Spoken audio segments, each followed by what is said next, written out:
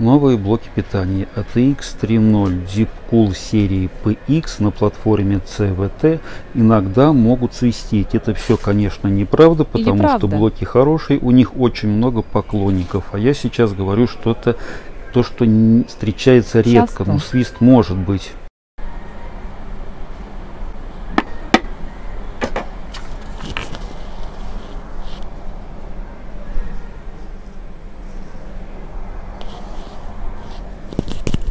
Это собирается компьютер Даниила и Дарья, и Даниил знал о возможном свисте блоков питания Deepcool, особенно мощности 200 кг, и при этом он рискнул. Здесь будет замена блока питания, благо покупались в DNS.